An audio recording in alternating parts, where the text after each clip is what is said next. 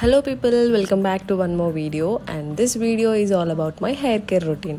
చాలా మంది అడిగారు హెయిర్ కేర్ రొటీన్ చేయమని, అందుకే ఈ వీడియో. ముందు నుండి మన ఛానల్ని ఫాలో అవుతున్నట్లయితే మీ అందరికి తెలిసే ఉంటుంది. నా పేరు Likhitha. I do videos on hair care, skin care and లైఫ్ స్టైల్. కొత్తగా మన ఛానల్ని విజిట్ చేస్తున్నట్లయితే సబ్స్క్రైబ్ చేసుకోండి. సో ఇంకా మన హెయిర్ కేర్ రొటీన్ని స్టార్ట్ చేసేద్దాం. First and foremost thing for hair is oiling. చెట్లుకి మనం వాటర్ ఎలా పోస్తామో అలా మన హెయిర్కి ఆయిల్ చాలా important. So never skip it. నేను ఎప్పుడు హెయిర్కి ఆయిల్ అప్లై చేసుకున్నా బాగా మసాజ్ చేస్తాను స్కాల్ప్కి. ఆల్సో నేను హెయిర్ ఆయిల్ అప్లికేషన్ ఎలా చేసుకోవాలో ఒక వీడియో చేశాను. ఒకవేళ మీరు ఆ వీడియోని మిస్ అయ్యి ఉంటే ఇక్కడ మెన్షన్ చేస్తాను, చూసేయండి. సో అట్లీస్ట్ ఒక 10 minutes అయినా నేను ఆయిల్తో మసాజ్ చేసుకుంటాను, అది కూడా గోరువెచ్చని ఆయిల్తో, విచ్ ఇంక్రీజెస్ బ్లడ్ సర్క్యులేషన్. ఒకసారి హెయిర్ ఆయిల్ అప్లికేషన్ వీడియో చూస్తే మీకే అర్థమవుతుంది.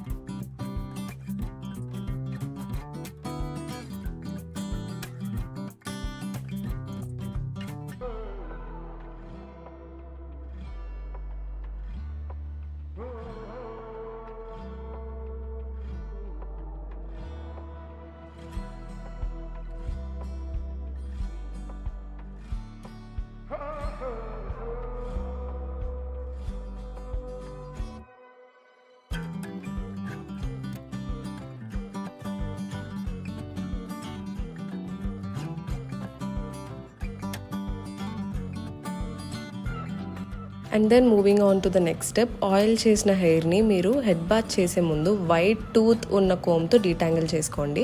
సో ఎక్కువ జుట్టు ఊడిపోదు, డీటాంగిల్ చేయడానికి ఈజీ అవుతుంది.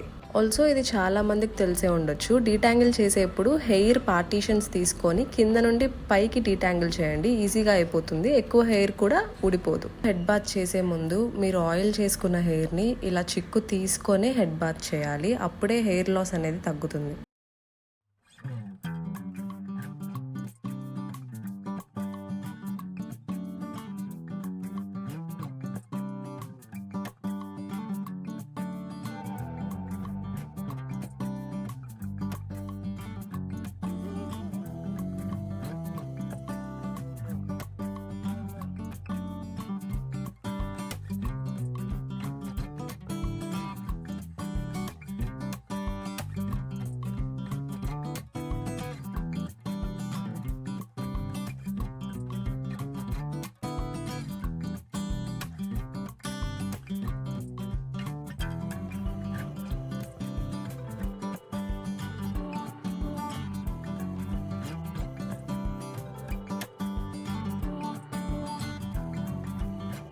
ఇంకా ఆఫ్టర్ హెడ్ బాత్ హెయిర్ని న్యాచురల్గానే డ్రై చేయండి, బ్లో డ్రైయర్స్ యూజ్ చేయొద్దు. టవల్తో చాలా జెంటల్గా రబ్ చేయండి.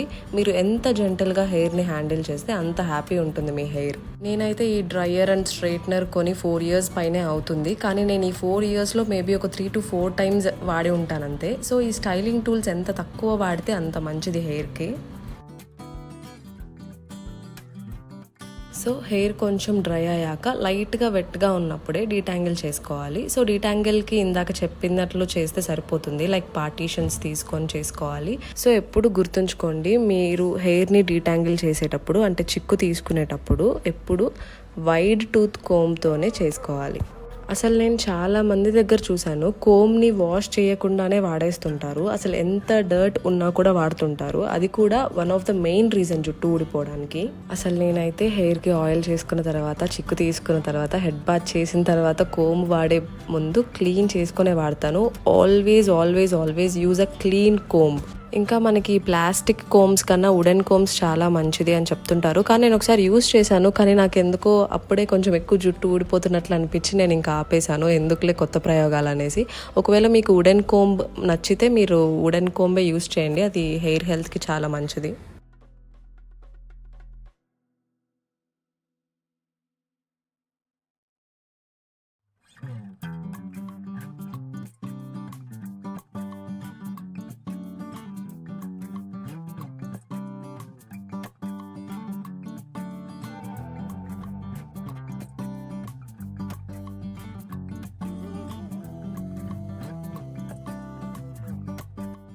ఇంకా డీటాంగిల్ చేసుకున్న తర్వాత హెయిర్ కొంచెం వెట్గా ఉన్నప్పుడే హెయిర్ సిరం పెడతాను. సో ఇది ఫ్రిజీనెస్ని తగ్గించి మంచి స్మూత్ అండ్ షైనీ లుక్ ఇస్తుంది.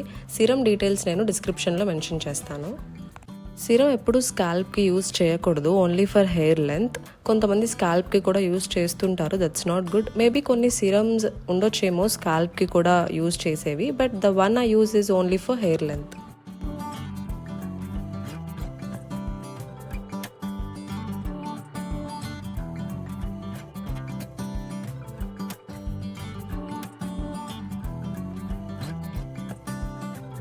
ద ఫైనల్ థింగ్ మనం అవాయిడ్ చేయాల్సింది టైట్ హెయిర్ స్టైల్స్. చాలామంది ఈజీ ఉంటుందని చెప్పి పోనీటైల్ వేసుకుంటారు, సో అది కూడా హెయిర్ లాస్కి ఒక రీజన్.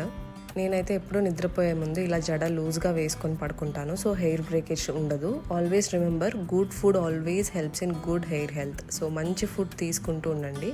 ఇదే అనమాట మన హెయిర్ కేర్ రొటీన్. సో మీకు ఇంకా ఏమైనా డౌట్స్ ఉంటే కమెంట్ సెక్షన్లో అడగండి, నేను రిప్లై ఇస్తాను. అండ్ ఆల్సో వీడియో నచ్చితే do like, share and subscribe చేసుకోవడం మాత్రం మర్చిపోవద్దు. Thank you for watching and will meet you in next video. Until then take care, bye.